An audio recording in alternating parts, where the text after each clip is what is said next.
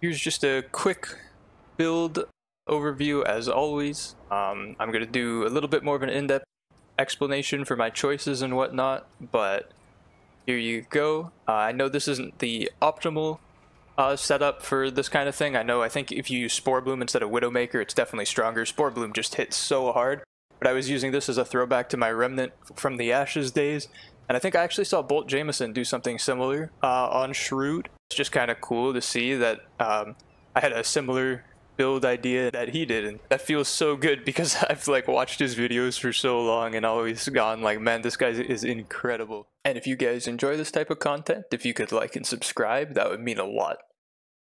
Oh, so this has got to be one of my favorite builds that I've gone through with so far. It's a throwback to Remnant from the Ashes days when I would use the sniper and sure shot. Well, they were called, yeah, they're sniper rifle and hunting pistol back then, but now it's Widowmaker and sure shot. And it was one of my favorite builds to use then. It's probably a lot weaker now because the sniper just isn't really that great anymore. As you can see, I put hotshot on it. I put ghost shell on it, which still works even with weapon swapping back and forth. Ghost shell will hit when I get my 4th weak spot hit, and it'll give me 15% crit, which is really good. Hotshot for more damage. On sure shot, we have corrosive rounds because it'll do more damage. It'll increase our ranged crit chance for this weapon, and it'll corrode the enemy for 10% more damage. Because of our amulet, we have twisting wounds to apply bleeding and give us more ranged crit damage and crit chance, and extra 20% damage to bleeding targets as well. For a melee, you just slot whatever. I just have hero sword in right now. It doesn't actually matter. Now for our archetypes and skills, obviously this is a hunter gunslinger build. We're going to be using sidewinder because that's the whole purpose, and that's why we chose these hard-hitting one-shot weapons, so we could just swap between them and keep getting huge damage. And hunter's focus because it really is the best hunter skill for the most part in boss fights. And what's really valuable this time around is its focus state and reducing weapon spread, recoil, and sway. Those three, well, weapon spread doesn't matter, but recoil and sway are so annoying to deal with because the sniper has an absolutely nasty kick to it, and without hunter's focus, this would be honestly impossible pretty much to hit Shrewd in the head consistently at the distance you enter the boss fight from. Slot hunter in the prime archetype slot because dead to rights just to extend its hunter skill and make sure it's up over the duration of the fight even though the kill is so quick. Gunslinger in the prime archetype doesn't do anything special for us, so. For our Amulet and Rings, we're running Abrasive Whetstone because we want Twisting Wounds, and this giving the bleeding crit chance and crit damage is just really the best way to get more damage for our build. Being a crit build, we also are going to put Probability Cord in for our ring. Same reason we're also going to be using Akari's Warband. For our other 2 rings, we're going to be using Flawed Beauty because we should only be hitting Shrewd in the head, ideally. Oh man, in practice that didn't work so well, but I finally got it together for one run. And then Zanya's Malice, because it's just a really, really good damage ring for any boss that you're going to be consistently weak spotting.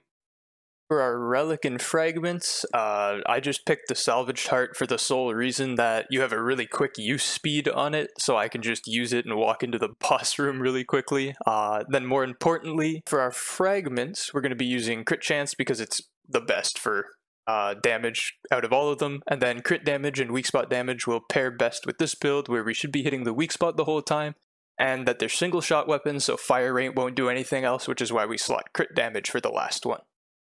For our traits, ammo reserves and long shot come from our archetypes. Swiftness and footwork are really important just so you can strafe Shroud's attacks easier. The ding arrow, when she fires a rot arrow, you really want that extra movement speed so you don't have to get out of your aiming and you can just keep swapping with sidewinder.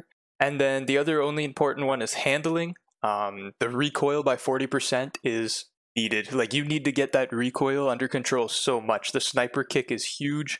All of the other ones are really just comfort picks. Now for one consumable that we do use that's different from normal is we pop the Tranquility Font Concoction just for, once again, recoil and reticle sway. These things are actually really, really useful because the sniper and sure shot both have a bit of a kick, and honestly reticle sway is a killer. It's not a fun thing to deal with if at full value and reducing it as much as possible is so helpful.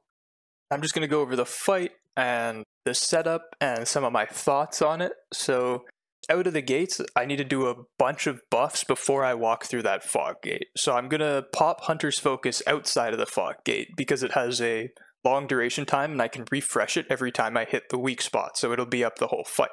Then the next longest buffs, I'm going to do both of my weapon mods to get them going because they're both 20 seconds. That's going to last the whole fight.